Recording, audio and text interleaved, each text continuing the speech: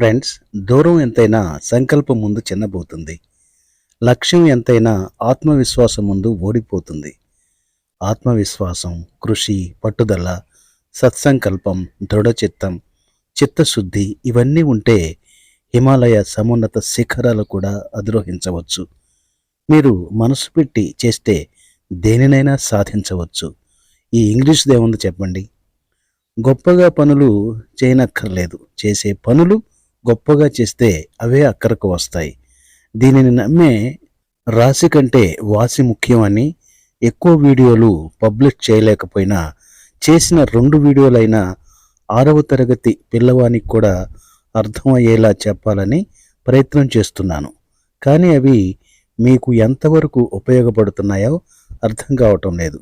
కారణం, చాలా కొద్ది మంది తప్ప ఎక్కువ మంది అలా చూసి ఇలా వెళ్ళటం తప్ప ఏ విధంగానూ స్పందించటం లేదు.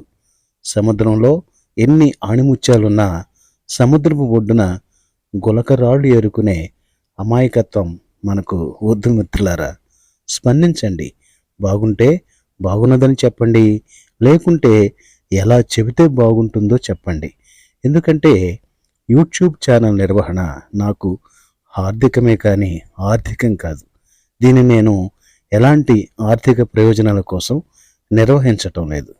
మిత్రులారా, మరి తప్పక మీ అభిప్రాయాలు నాతో పంచుకుంటారుగా. నమస్తే, మీ ప్రతాప్ మాస్టర్.